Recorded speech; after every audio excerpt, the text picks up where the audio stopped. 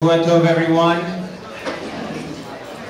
My name is Yoel Weiss. I'm the director of the Tzien Foundation. Work with Yeshivat Haretzion and It's just wonderful to see so many bogrim, bogrot, parents, grandparents, and friends.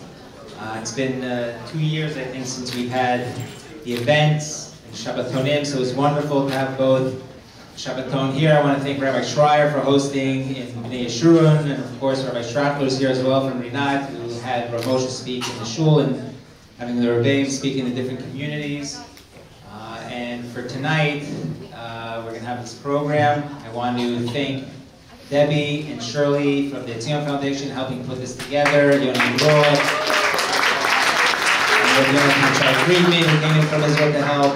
But primarily to thank, of course, Rosh Yeshiva, Mosheh Lichtenstein, Rabbanit, Esti Rosenberg, whoever is here, Taragin, Shana Goldberg, and Rachel Shmel are all there. This evening, we're going to have a discussion. Quite sure it's going to be lively, and is the topic of contemporary educational challenges. I'm going to ask Rav Taragin, Rav Mosheh Taragin, and Rami Yeshivat Haretzion to open up the program, say a few words, and then pass it on as a discussion, and we'll then open it up to questions and answers. B'vakasha, Rabbi Taragin.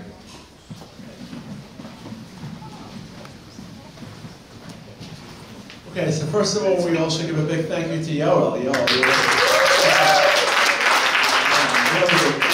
Post-corona thank you. Come on, do it again. Okay. Second of all, it's just really good to see each other. It's really good to be out together and to connect. And a lot of different people in this room, a lot of different decades, a lot of different people, alumnus, alumni, parents, talmidim, talmidos. What do we all share? What is the shared currency in this room? What is our current common DNA? Our common DNA is that we all think a lot about chinuch. And why do we think a lot about chinuch? Well, I'm not going to tell you the story of the crying baby. Don't worry. I'm not going to tell that story. But that story implies the following. When Rabbanit sat in 1968 with the first group of students, he was considering whether they should or shouldn't come to the yeshiva, and they asked him, what will make your yeshiva different than the crying baby story, and the legend began. The implied question was, it's 1968.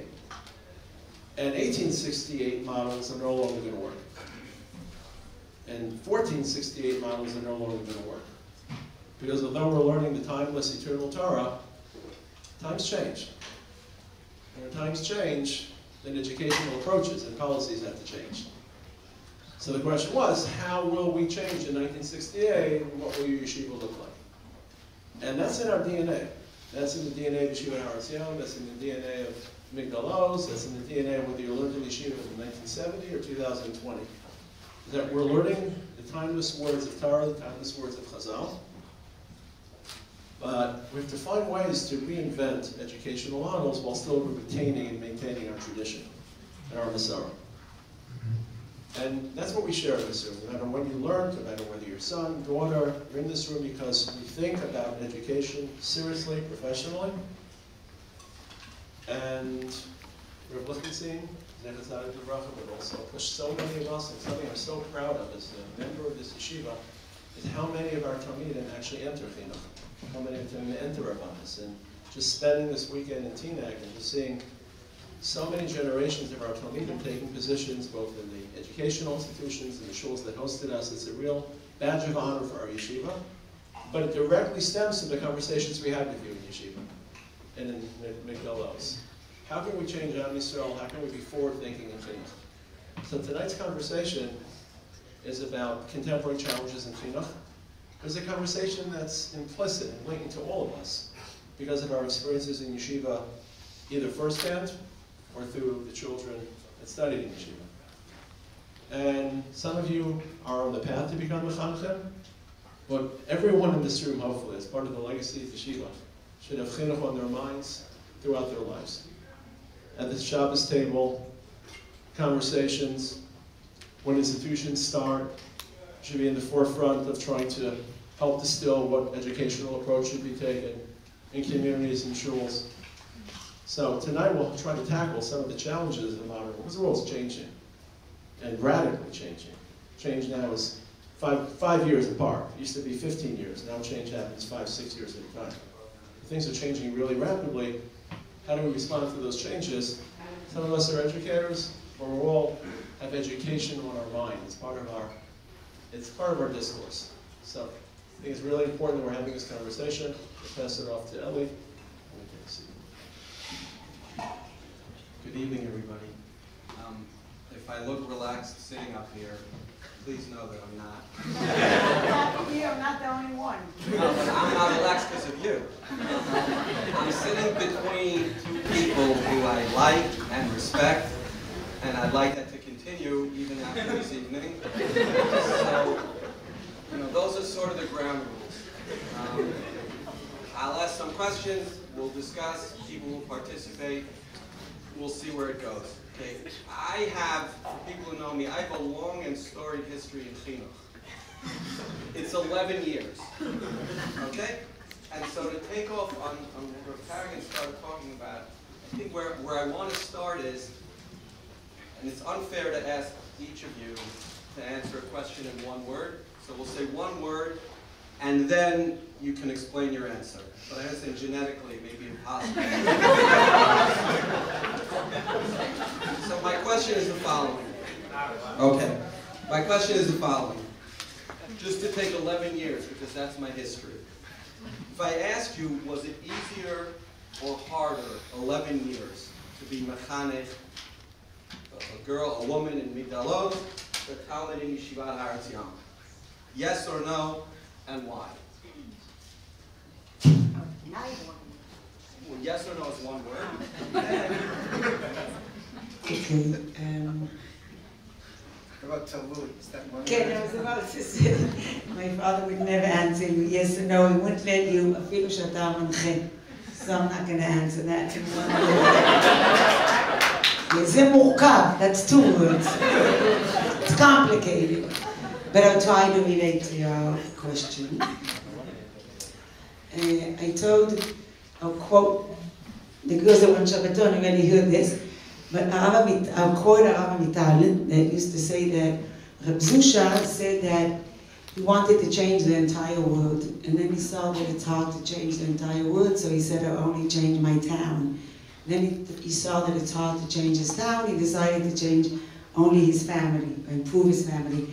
Then he saw that it's hard to improve his town, his family, so he said, I only improve Zusha.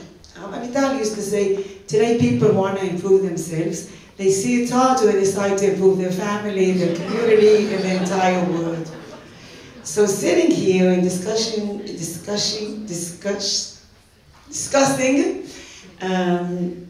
education can sound as if I'm trying to change the entire world except for myself. So I think that these questions that we want to discuss are not only like telling other people what to do, but really an inner inspect of what I think are the challenges today, as my challenges as an Ovedet Hashem, the challenges of me as a mother, challenges as an educator, but it's really things that are always on my mind, and in that way maybe more now than 10 or 11 years ago. If I want to be serious, I do think that things are more complicated or challenging today than they used to be, even though people always like to tell me it was always it's different challenges. Not that once everything was smooth and easy. So I won't say if it's more or less, I'll say what I think are the challenges today, maybe differently than more than 11 years ago. I'll start with something general, and then maybe b'sivuv hasheni, if we talk about women's learning Torah, it can be more specific what changed in the past 11 years, but I don't think that's biduk, I don't think that's the subject, but I'm willing to relate to that too. Parashat Shavua, אנחנו still מוצאי Shabbos, so it's not, I don't have to relate to Vayeshev as Parashat Shavua. I want to talk about Vayetzen, Vayishlach.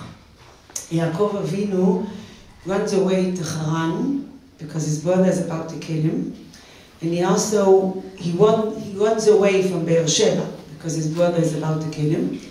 But he also goes to Haran because HaKadosh Baruch Hu gives him Birkat Avraham, and he has to find a wife to build with her in Knesset Israel.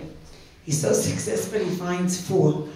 But HaKadosh Baruch Hu, when he leaves in the end of Toldot, his mother says to him, Brach lecha Elevan achicha Rana, וישבת איתו ימים אחדים. And his father says to him, El Shaddai יברך אותך ויפרך, והיית לקהל עמים, ונתן לך את ברכת אברהם. So he's, like in the entire Sefer Bereshit, he's always balanced between day-to-day life, his concerns that he's about maybe threatened to death, and the big mission of Birkat Avraham that he has to really go and fulfill בחרן, כמו ששלחו את יצחק, את אליעזר, to find a wife ליצחק. And he comes to Haran, we'll make a long story short, הקשבתם לפרשת שבוע last week and this week, but when he comes to Bethel, leaving to Haran, הקדוש ברוך הוא talks to him, הוא נגלה אליו, ואומר לו, פרצת ימה וקדמה צפונה ונגבה, ונברחו בך כל משפחות האדמה, והנה אנוכי עמך ושמרתיך. הקדוש ברוך הוא tries to balance, to put in the first priority that he has ברכת אברהם, and the second priority that he's threatened, and הקדוש ברוך הוא will protect him. When יעקב wakes up מהחלום, הוא אומר מה נורא המקום הזה, which is probably related to ברכת אברהם, but it's very obvious when he wakes up that he's more threatened and terrified from day-to-day life. כי אומר, אם יהיה אלוקים עמדי ושמרני בדרך אשר אני הולך, ונתן לי לחם לאכול ובגד ללבוש, ושבתי בשלום, והוא נודר נדר, הנאה, נכון ככה אומרים נדר? A promise, שבועה, אוקיי? Then he's going to come back. And then, פרשת ויצא, 20 years. עוברים עליו, 7 for the first wife, 7 for the second wife, and his kids are born, and he has a lot of issues to handle, family issues, raising his kids, building his family, building Knesset Israel and building his own family, and the tension between his wives, and fertility issues of having the kids. And also he has to make money. So if he stays for another 6 years, he would צריך to support the family he built. And 20 years go by, and in these 20 years, Yaakov is very busy with a lot of things. I think he didn't forget that he was threatened. Because when HaKadosh Baruch Hu אומר לו, אתה קום, צא מן שוב אל ארץ אבותיך ומולדתך ויהיה עמך. ואנוכי האל בית אל אשר משכת שם מצבה, אשר נדרת לי שם נדר.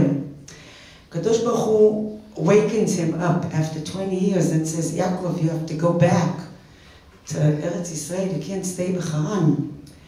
Now, I'm not sure he stayed בחרן because he was threatened. Even though before he comes back to Eretz Israel, he says he has to settle down with his son. But then he נכנס לארץ ישראל והוא הולך לשכם. אז הקדוש ברוך הוא אומר לו שוב, קום לך לבית אל ועשה שם מצבה, לאל הנראה אליך בבוכך מפני עשיו אחיך. So why did he stay 20 years בחרן? What did he forget? And I think he stayed because of 2 reasons. One was maybe he was threatened. But one was because he forgot, maybe. And one was because he was doing important things. He was raising his family. He was supporting his family. But HaKadosh Baruch Hu, when he sends him back, there's a feeling in the Midrash Tanchuma. It's very specific about it. HaKadosh Baruch Hu אומר ליעקב במפורש, you have to go back, you forgot your mission. And there's a dramatic medrash, ממש, שהצדיק, הקדוש ברוך הוא אומר, עד מתי יהיה לוקה? צדיק זה ולא מבין, he's very specific. קום עלה בית אל ועשה שם מצבה. So I think Yaakov's life is a story of what's happening to us in the past. I don't want to say 11 years, but I think one of our challenging is balancing between what we remember and what we forget. And I think that sometimes we really have real concerns that don't let us to be panui לעבודת Hashem. But sometimes we also just we want to make more money. We want to. Sometimes we went to visit colleges this week. So in one of the colleges, it's a nice. One of the colleges, one of the students said to us, I said, are you in Zoom? Are you in classrooms? So they said, well, we're back here in the campus, but some of our teachers can choose, the professors can choose if they want to teach live, or if they want to show the films that they videoed themselves last year when we were not allowed to teach live. They said a lot of professors just send in, the link, and we sit in class and watch the video from last year giving the class. So after being here 4 days, I said to them, but people don't look to be so terrified by corona. נכון? אין פה כמעט מסכות בחדר הזה. כמעט. 1, 2, 3. I said, why don't your professors come? They're so afraid of corona. So one of the girls looks at me and she says, oh, they're not afraid of corona. They're still lazy. And that's what she said about her professors. Okay, so corona is a real concern. But I think people today are still lazy. And I think the balance between why do we stay 20 years b'charan, or how do we balance between what's important for us, is the challenge of are we still lazy, or we have real reasons that sometimes real concerns on our life. And if I have to answer the question, what changed in the past 11 years, I wouldn't use the term lazy, okay? That's what she said about her professors. But I think people are less, they don't want to work so hard. They're lazy.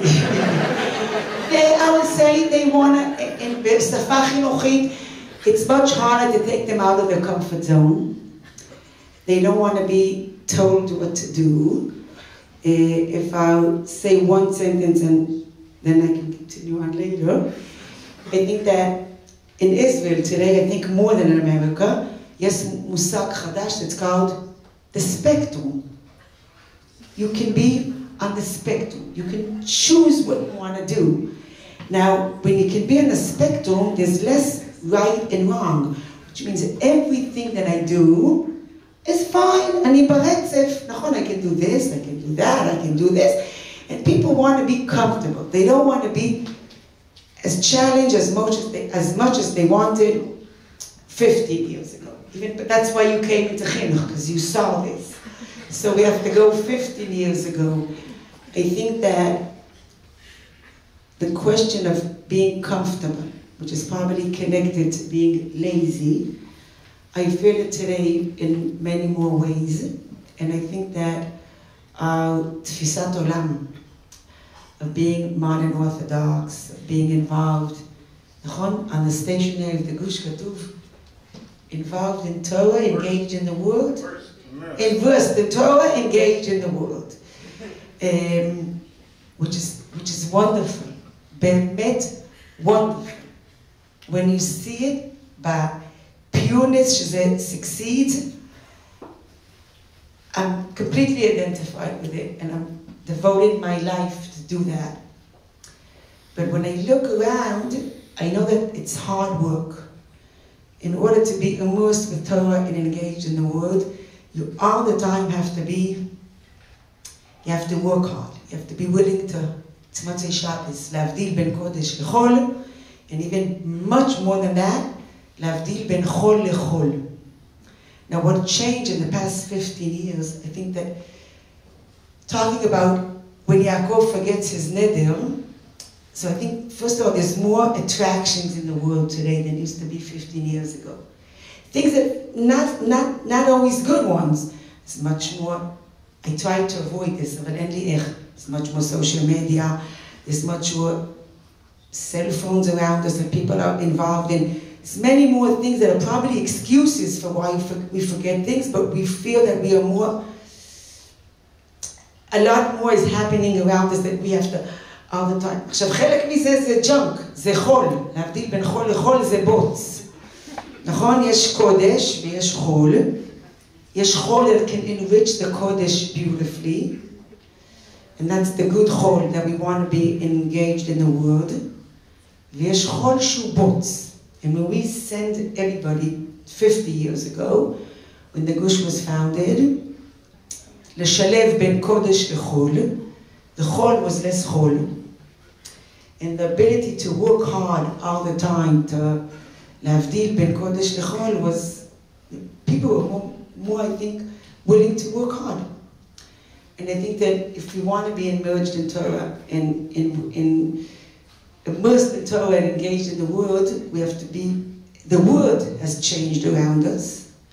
And I think we have to be much more active in what what we're getting out of the world, what are the prices that we're paying, and all the time being willing to work hard. Now, בהתחשב בעובדה that the חול became more חול, and people became more lazy, the challenge, להגדיל כל הזמן, to be sure that, I'll say one last thing, because you're not looking at the watch, but יש ששת ימי חול, ויום אחד של קודש. Which means that we're completely bad people being engaged in the word. And this wonderful whole that we can build ourselves with. But Shabbos is the center of the week. היום יום ראשון בשבת, שני בשבת, שלישי בשבת. And you can be engaged in the word if you really know the balance between Kodesh and Chol. And if willing to say, יש Chol that can enrich the Kodesh, יש Chol this time, okay, a waste of time. A lot of waste of time. And I think that Chol became more in the past 15 years. יש יותר חול that is waste of time. ויש חול שהוא בוץ. בוץ זה mud. אבל פשוט בעברית זה הולך יותר יפה. because mud הוא מחול. אז יש חול that we have to say no, this is not. And if 15 years ago, I'm finishing. 15 years ago I thought that the best thing I can give my students is complete self-confidence, that everything they will do, they will be terrific. They'll go to Columbia, they'll go to Princeton, they'll go here, they'll go there, they'll go to the army, they'll go. איפה שהם לא יהיו, they'll be wonderful. Now, I believe in that. The same way I try to have self-confidence when I let my kids drive, or when I drive myself. But even though when I let my kids drive, I drive myself, I also say to myself, you have to be awake, you have to be alert, don't use a cell phone, be careful. And today, be active. More than 15 years ago, I don't only say, oh, you're wonderful, you're terrific. I say, you're wonderful, you're terrific, be active. I don't like the word be careful, but be careful. Make your choices. תבדילו בין חול לחול, בין קודש לחול, בין עיקר לטפל. You have to be active. If you want to be immersed in Torah and engaged in the word, you have to be all the time active. Now, if people are more lazy, so how can they be more active? So we have to be more active and not lazy. זה בגדול what I think changed in the past 15 years. So what's the answer? Why don't we give Moshe a chance? Try to use a lot of words that you don't mean, like lazy and active, and then we'll come to some conclusions, hopefully. Erev Tov, first of all, I feel like a broken record, but once in a while I just got to say how wonderful it is to have such an evening. It was a wonderful Shabbat, and my feeling is like all this pent-up energy and frustration I'm able to meet. It's like it's a volcano that erupted with all the power of this pent-up energy, which was amazing over Shabbat. I'm sure by the girls as well. I wasn't there, but I can imagine just. I really, full disclosure, I did not believe we had such a crowd tonight, and I said to myself now. Yoel didn't believe either. It's because the real desire to get together, and it's been a wonderful. I hate to use the word weekend, but it's been a wonderful Shabbat and Moshe Shabbat, or Shabbos Nacht, I should say, and it's really been a wonderful Shabbat. To get to now, if you have a difficult task, you must stay in touch with both of us. Think about me, and right? We have to get along as brother and sister after this panel. So don't ever hassle yourself. And of course, every time I mention my father, I have to give a conflicting story. So I'll just mention my father. This is a true story. He once came with a public opinion survey. And this was what was done by knocking on doors. They knocked on the door. They came to us in the Esti. They gave a questionnaire about politics. And of course, he agreed to respond. So one of the questions was, are you for or against Hachzarat Shtachim? Are you for against giving back Yudah v'Shamron? So father says to him, depends on what the conditions are, depends on what the who. I says, no, you have to answer yes or no. So he continues to say, no, it depends. After 5 minutes, he answers, and then he fills out the questionnaire. When the guy leaves the house, when he's about to leave the door, my father says to him, I got to tell you one thing. This was so superficial. So I'll try to, my answer, my one word is depends. Now, seriously, I would like to be on Pikoris about the premise of the question in a sense. Now, once more full disclosure, Esti spoke to me and asked me to give a title. I chose the title based upon her input. But nevertheless, I would like to deny the premise of the title.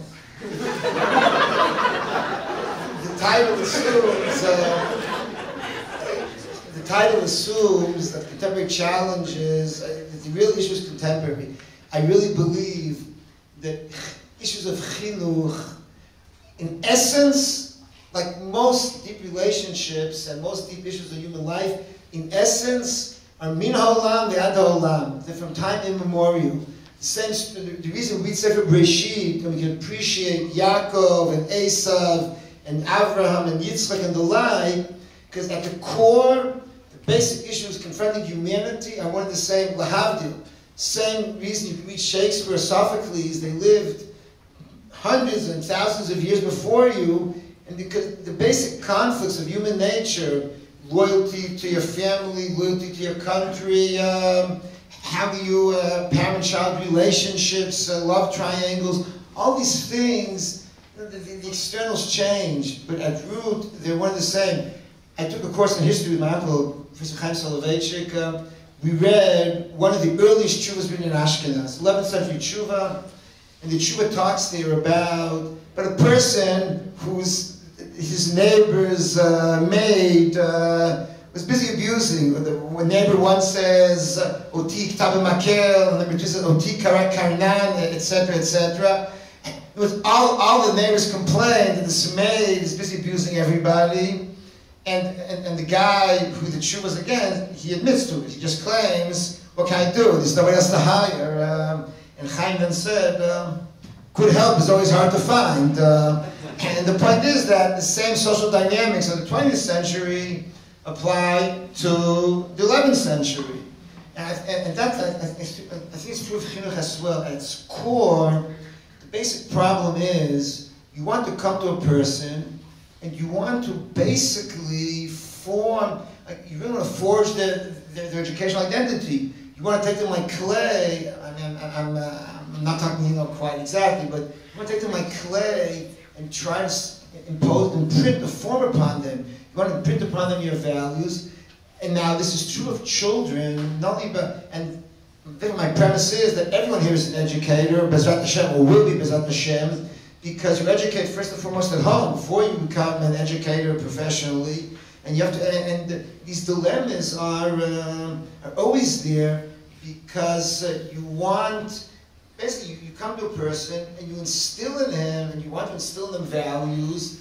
Now, at an early age, it's relatively simple, but then at some, you begin at some point to try to impose your values, your personality.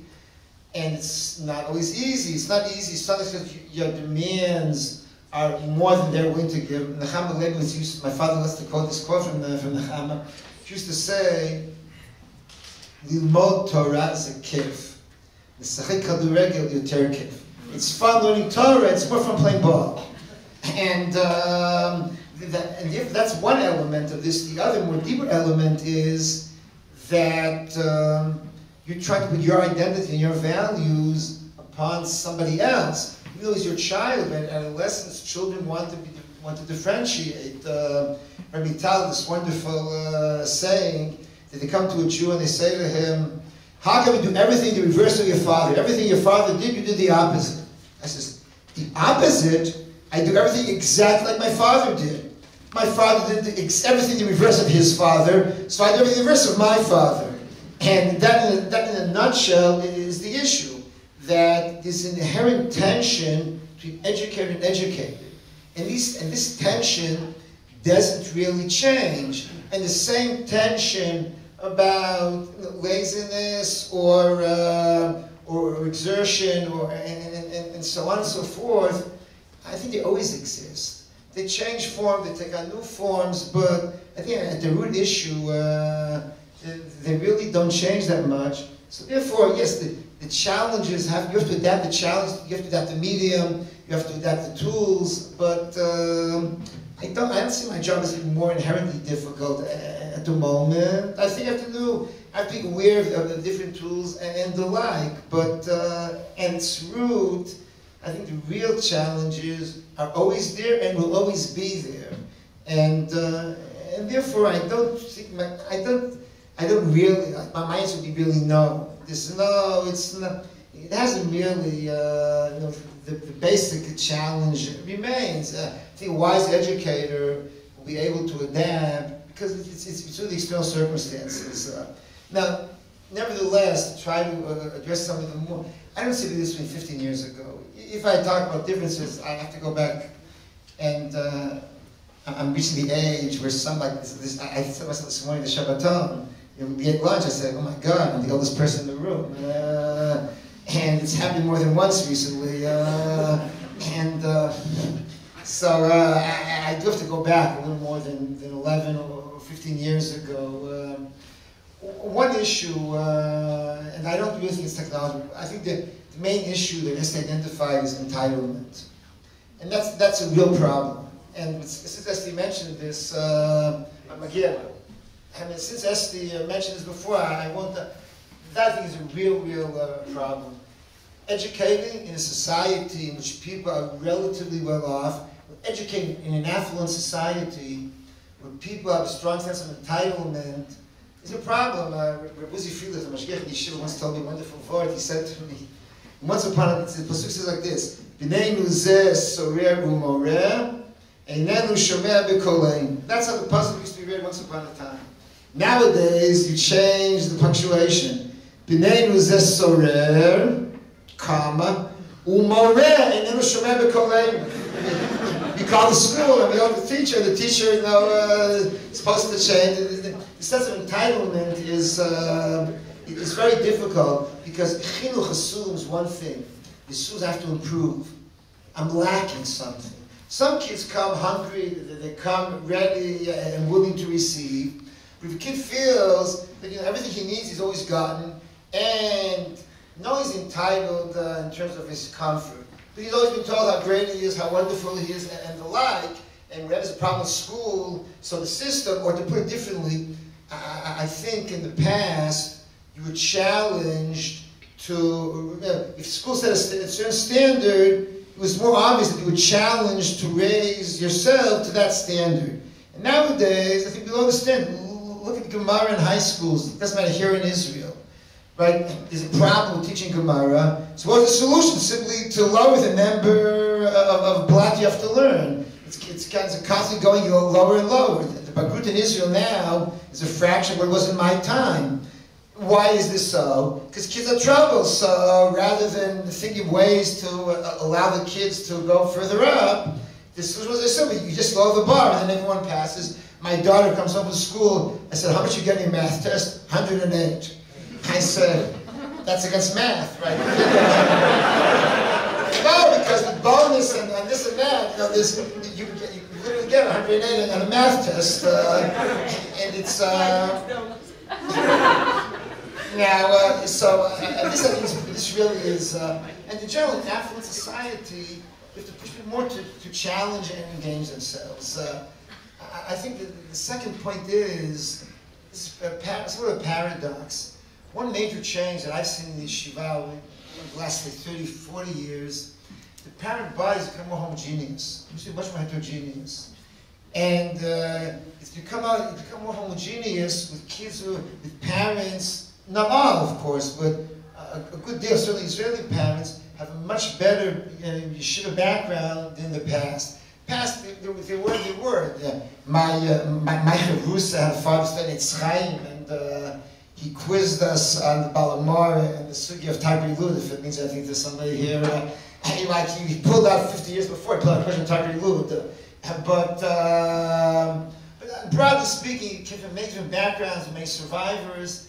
Now, paradoxically, when you live in a society which is much less homogeneous, much less frum, if you live, and not in Teaneck, but you live in a community which there are much less frum people, so you have a group, the identity is a group identity of, you and your children have a group identity, like Chabadnikim in Thailand. When you have a group identity, if it's us versus them, then the child very deeply identifies with you.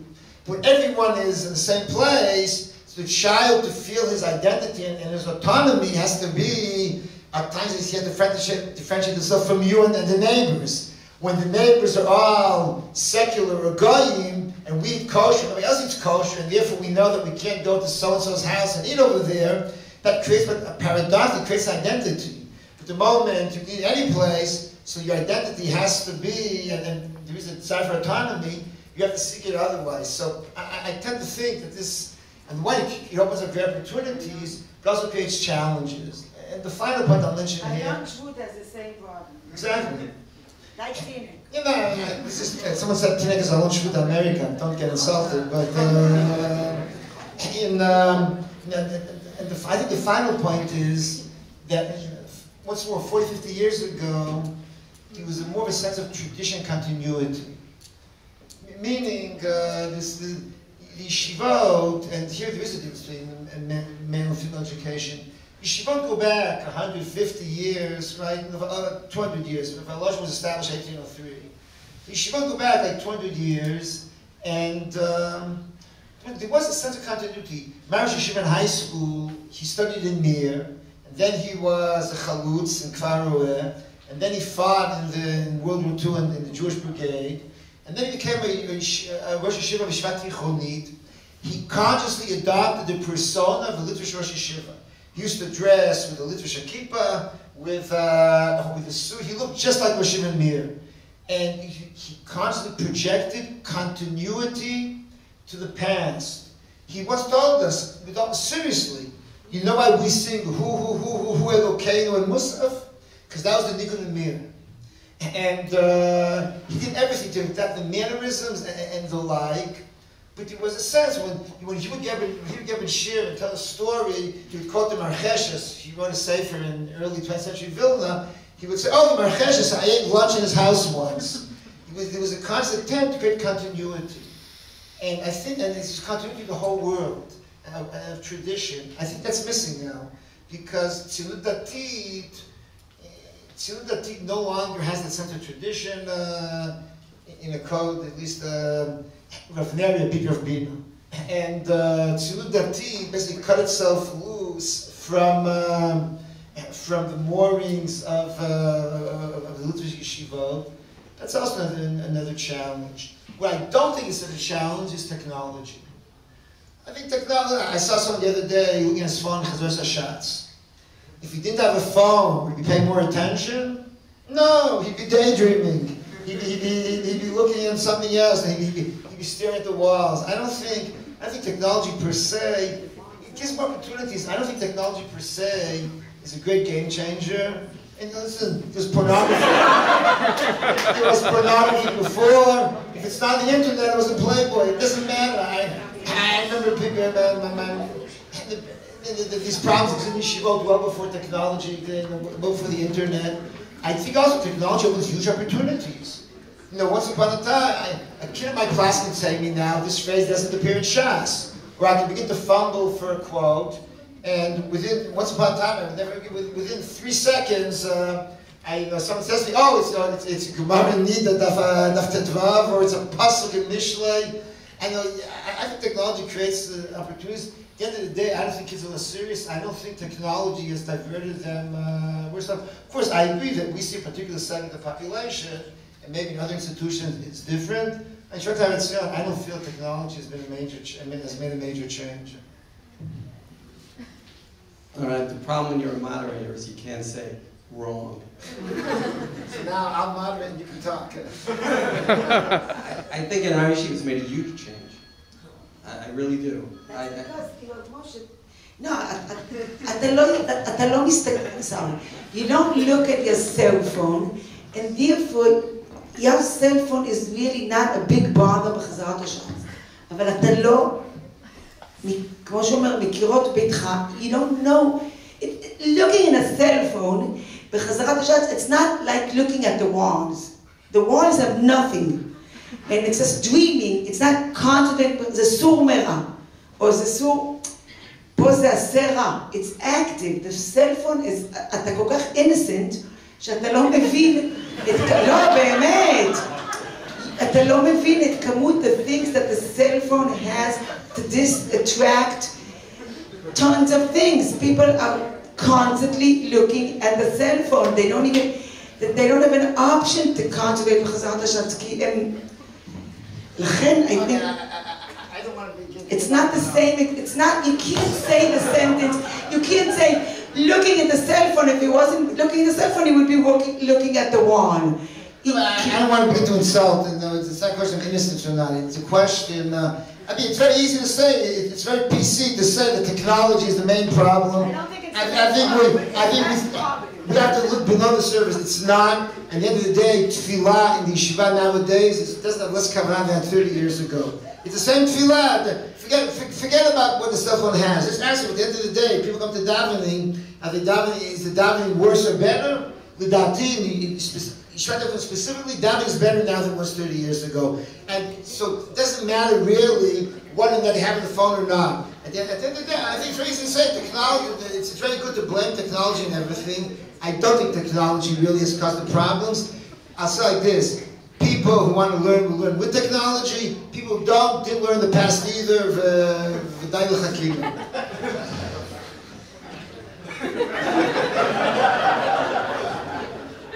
I think it's pretty clear that I've lost control.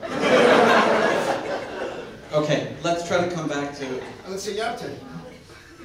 You don't want to hear my take, right? I'm on our team.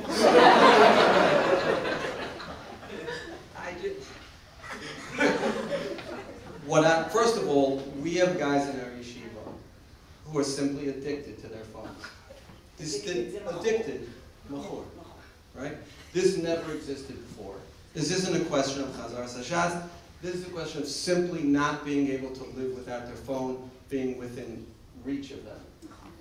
It's not healthy, and it undermines, most of the things that we want to achieve. You're 1,000% right. The access to information is beyond anything we ever had before. I don't think it's worth it. I think the price we're paying to have access to that information is simply not worth it. But the world we live in has that. And so why don't we just change the topic completely? And no, seriously, and discuss what are we doing in our yeshiva and what's going on in Migdalos with respect to technology. For 5 minutes. We've never banned it from our Beit Midrash because we think that our guys can handle it. Have you ever thought of banning it? אסור להכניס במגדל עוז פלאפונים לבית מדרש. Ask me, הן עומדות בזה? אז I say like this, בגלל שזה ממש אסור, ובשיחת פתיחה של השנה, the opening discussion of the שיחה, there are a couple of מדברים על בית מדרש, של why you came, בעבודת השם, בתפילה, בתורה, and then we set rules and limits, כדי שנוכל it will be the farhesia of רשות הרבים that we can concentrate. And I say like this, we can talk very seriously and very in depth about what the cell phone does to us. The main thing it does to us that we cannot concentrate on one thing at the sof, because we're always trying to be in 10 different places. Or sometimes someone says to me, but if I won't bring my cell phone to the package, I won't even come. But she's sitting there, I think she's be'erev nigunim, that she's really singing, but she's all the time checking, and the same time that she's here, she's not here. The kiddo is an illusion that she's here, that she's not here. Now we are very, I can't say strict, because I don't copy, I don't force it, I don't check it. But it's very clear. בכניסה לבית מדרש, there's a big kaveret. You're supposed to put your cell phone there. Now, I don't like to be very pathetic, so I don't raise it again and again and again. But the year started, don't bring this to the Beit Midrash. Now, what do I gain? That it can't be on the table. Even if it's under the table, they know that it's not supposed to be there. It doesn't ring. They can't get phone calls. They don't usually, זה עובד. זה לא עובד hermetically. I'm not stupid. I know that some of them, they say, we had the translation, we need the Google translation, we need this. But it's very clear that we really think that this is a big attraction for learning Torah, and it should not be in the Beis Mikdash. Now, do they do it? Don't they do it? But it's very clear, and also in other things. You know, ba'im le'erev nigunim, I say, put your phone aside for an hour and a half. Yes, I do. So we can't do that because we want our guys in the Beit Midrash for 14 hours a day. And it's hard that way. But I'll say this, and if I get fired, I get fired. Last night, at dinner, I felt my pants my pocket vibrating because my phone was ringing. Now, I didn't have a phone. I'm Shomer Shabbos. But it's pretty embarrassing when that happens, right? Your instinct is something's going on. I can feel it happening. You know, again, I'm sure it doesn't happen to you. It happens to me. And it's not a good thing for me, and it's not a good thing for our Talmidim. So the solutions we don't have to talk about now, but I think it's, I disagree with the premise that it's not a huge obstacle that we face now. Having said that, we go on? Or just keep First, I'd like to know Midot. If you want to tell Midot, the Ramim able to survive without a telephone. יש רמים שכן ויש רמים שלא, אבל יש רמים שמשאירים אצל ברכה ואומרים, if my kids call me from the בית מדרש. But גם רמים don't sit with it on ככה. And אני אומרת, sometimes the רמים has families and they have other jobs and הם רבנים והם צריכים להיות לשאלות and רמים and students are not expected בכל מיני דברים to be in the same place. Therefore you can say one thing to your students and another thing to your Rami, but we're working on it. At least it's on the table. From the first moment they come to the Beit Midrash, it's on the table that they have to cope with this versus their התקדמות בעבודת השם. Okay, I'll just tell the facts. We had a discussion a few years ago. We periodically make discussions with Talmidim, mostly on Taniyot. And then we discussed various topics. A few years ago we had a discussion about cell phones in the Beit Midrash. It was like a 10:30 to midnight discussion, and we let the Talmidim do the talking. Some of them were against, some of them were for. I thought it was very productive. It was a very productive discussion. The question was also, if I remember, internet access in the Beit Midrash, and it was a very productive. I thought it was a mature discussion. And at the end of the day, the majority were interested. And it's true that we have phones, and I think also, at the end of the day, I think technology, something like this, trying to repress it, you press down here, it pops up there, you press down there, it pops up here. We actually utilize this all the time. I can talk about myself, I think it's true of all the other around me, or the vast majority of them. I have a WhatsApp group. It's made my life, not my life, it's improved the learning considerably during Seder. Because, first of all, I sent a source sheet, I update it in real time. And I remind myself, an hour before Shiva, about a Shuvah Rivash I forgot, I updated. My phone's not here because I am Shomer Shabbos. But I check my phone, every source which is not the beaten path, every source slightly off the beaten path, you will post it. Immediately, someone put it up, and so on and so forth. And it's become quite a serious tool. But that's not what I really want to say. Right? I really want to say something very simple. Let's assume both of you are right. Let's assume I'm wrong and you're both right. I still believe that technology, even if it's an issue and even if it's a big deterrent, it's not the real issue. The real issue, I said before, the real issue is autonomy, the friction between trying to imprint your stamp upon a student and his attempts to resist it, has to do with competition, has to do with entitlement, has to do with educating an affluent society and the like. I think technology is not the top of the list, it's much further down the list, and the challenges of education, contemporary or not, I really don't see I think if you talk about the 1950s or the 1900s, They were challenged by ideological challenges, which were much worse.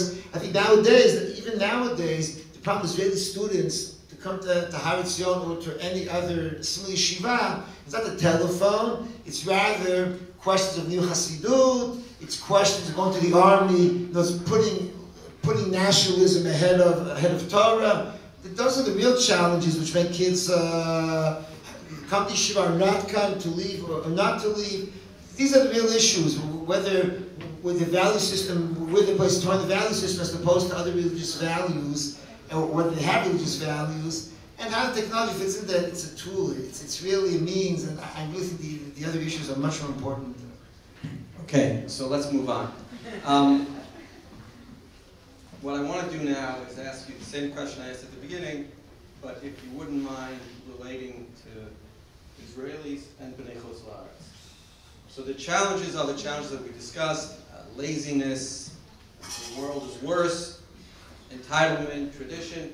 Do you see any difference? And we'll start with you. Do you see any difference between Israelis who come to yeshiva and Bnei Chutz La'aretz who come to yeshiva in terms of those challenges? Start with her and I'll think. 5 minutes.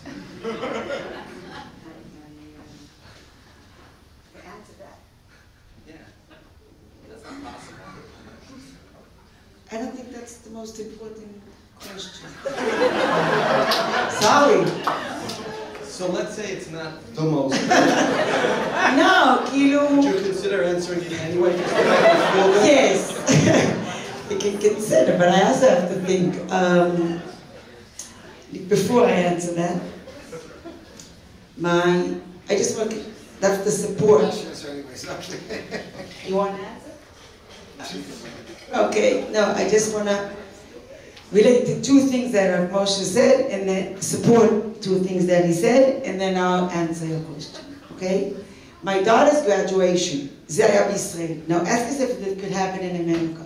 My daughter's graduation, the love of the school, okay, got up and he said, you know the feeling, I'm quoting, that you packed for Shabbos, you took everything, and then you're standing next to the door and you think to yourself, we probably forgot something, I forgot something, what do we forget?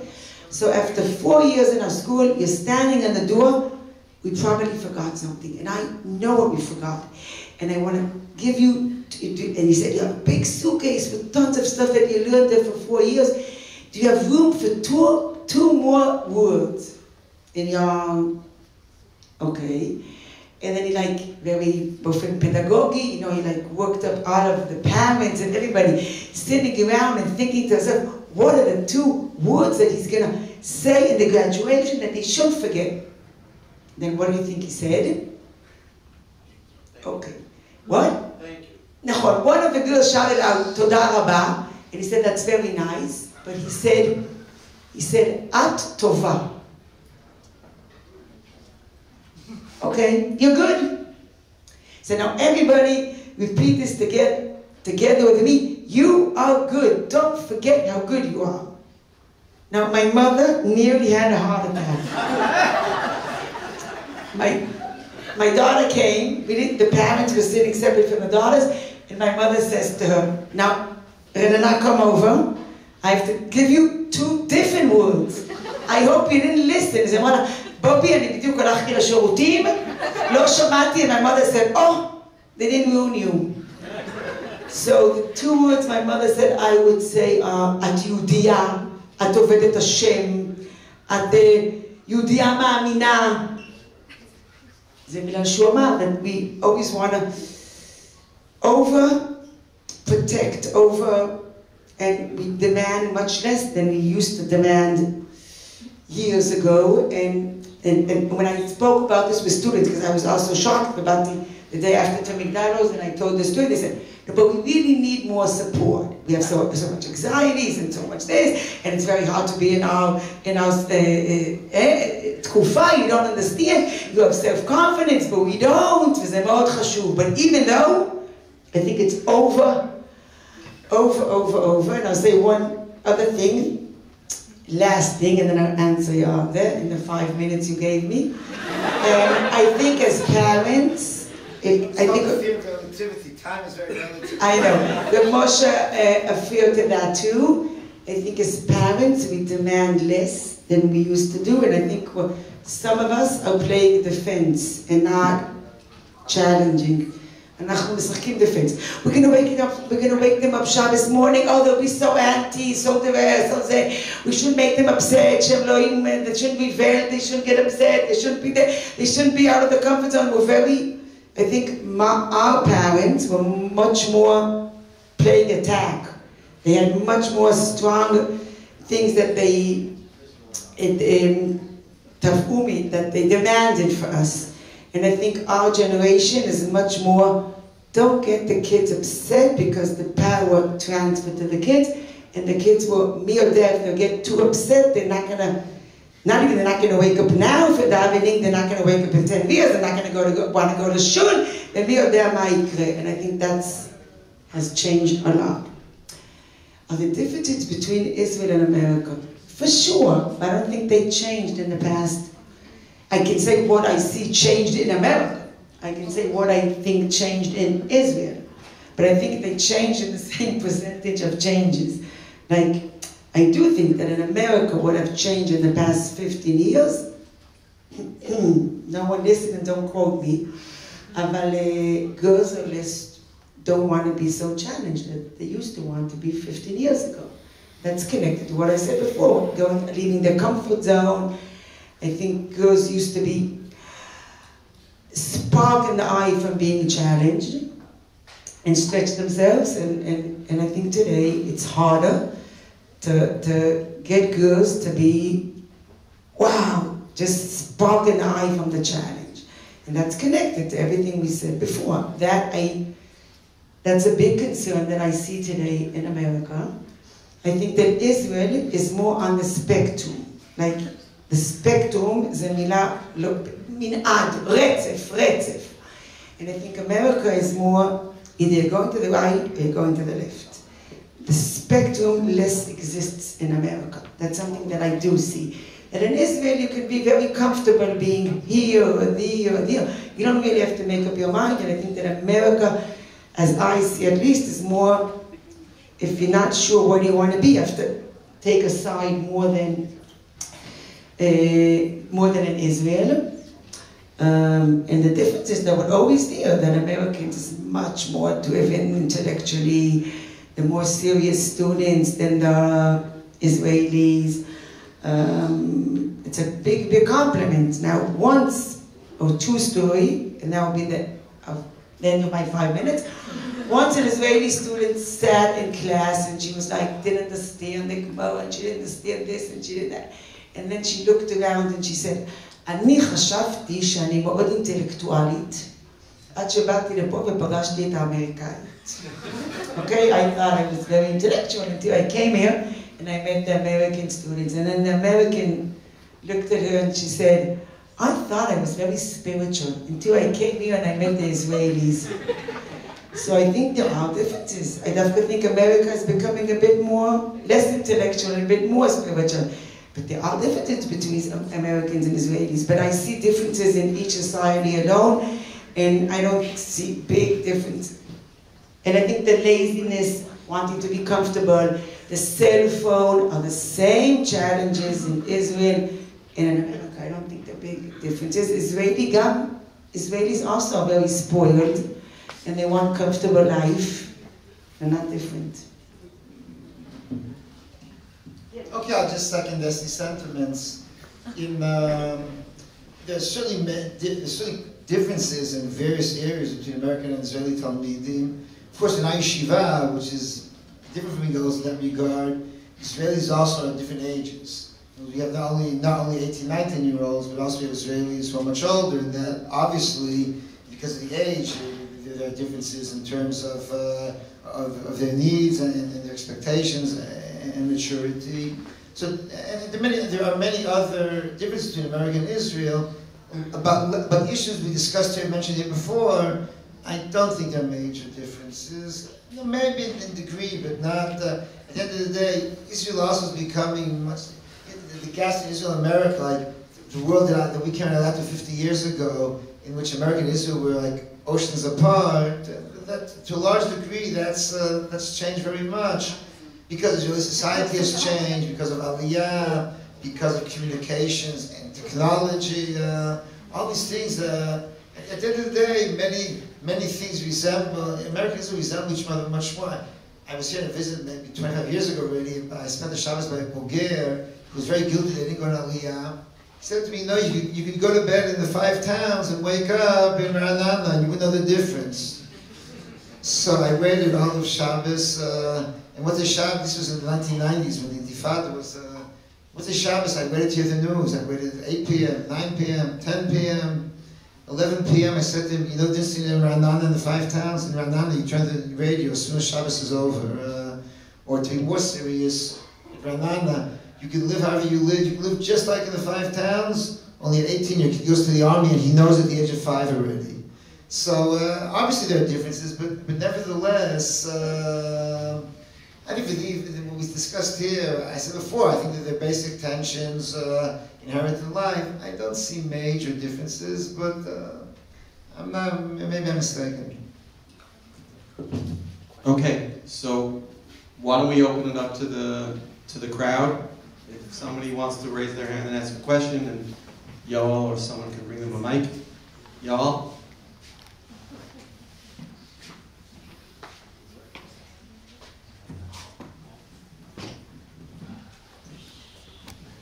So I have a question in terms of teaching hashgacha. I think that, I mean, this exists in America a lot, like the flip out. A lot of people flip out, and I'm not sure if that stems from an issue in education, because people don't receive any hashgacha teaching in day school in America. They just, it's just kind of, you do what your family does, and then when they get to Israel, they see rabbis who are a lot more to the right, and they experience a much more spiritual kind of Judaism, and that's much more intriguing to them. I was wondering if there's any kind of approach to that.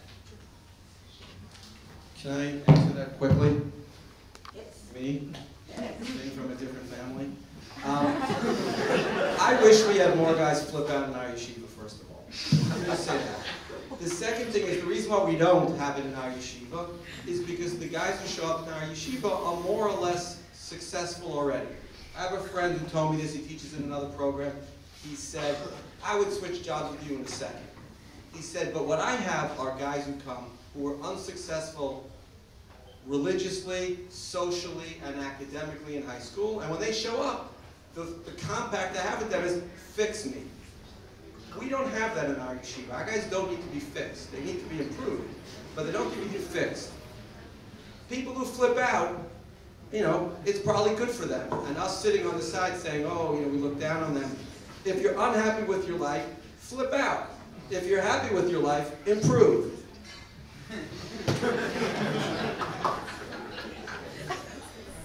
See, you can answer a question quickly.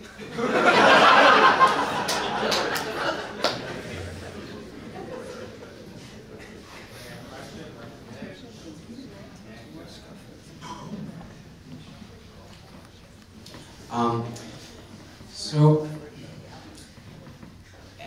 for the most part, the important issues that a person needs to deal with are their own personal self-development and learning how to make the decisions between Tov and Ra. But at a certain point, I've realized that that it does become important to consider and worry about larger scale trends. And to actively think about how to respond to them. And my perspective on the current state of the Jewish people as a whole is that there are many different groups with different ideas about what the Masorah consists of and what the mandate on us is. But I felt that at least I'm not able to have I don't have the apparatus, a sufficiently developed system of being able to integrate together all of the different perspectives of all the different groups of Jews. And I feel like this is a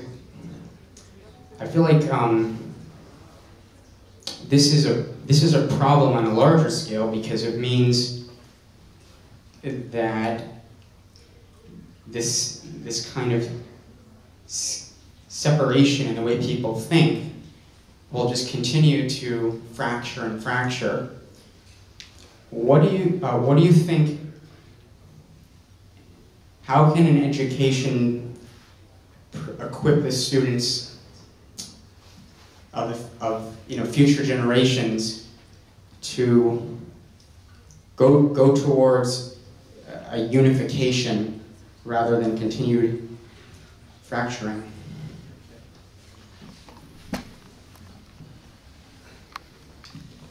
The question was quite general. I can only answer generally also. Listen, not every perspective can be compatible. At the end of the day, certain perspectives you can somehow take a little from each and create some kind of common ground. Some things are too far apart that you can't create common ground, and therefore some of these, I think, some of these approaches which are within a certain distance from each other will be able to let them exist side by side under some kind of unified, we'll say Elu ve'elu will respect each other and continue to go together. Some opinions may just be too far apart, and then indeed, not every ideology, every group can go together. I just say like this.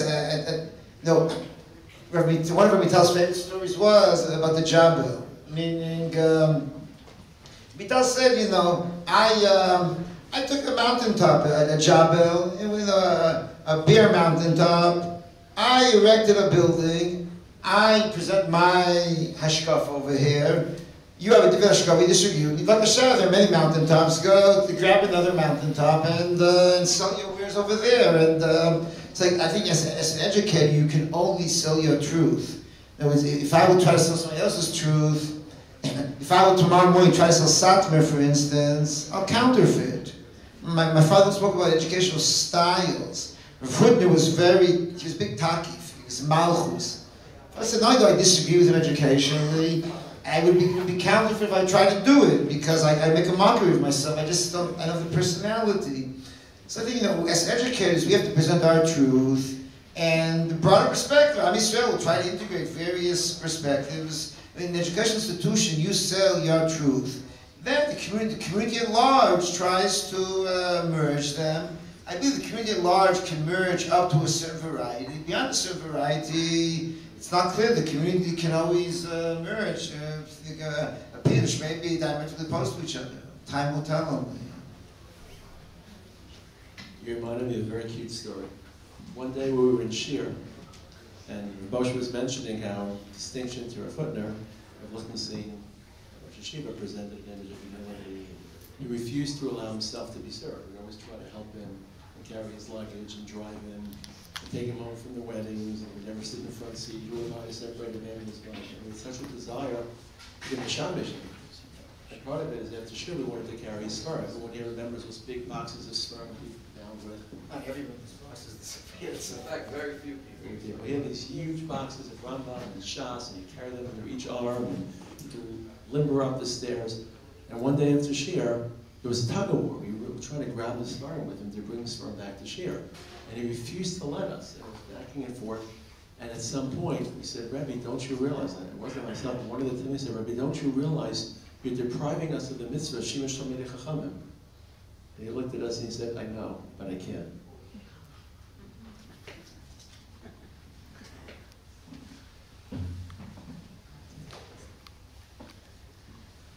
When we face a world where there's a lot of political division, and there's specifically when it comes to the ideology that our students are going into, when it comes to some of the polarization around issues on the right and the left, how is it that we're able to send our students out into this world, which is different than the world of, say, 20, 30 years ago, on so many levels? And specifically when it comes to an ideology like that we have in Yeshivat Haretzion, which seeks to integrate when we have to ask ourselves the question, to what are we integrating? What is that outside world that we're sending our children into? Is the solutions of the past really relevant? And what might some of the new solutions or new approaches be when we have a world which is so different that we're going into?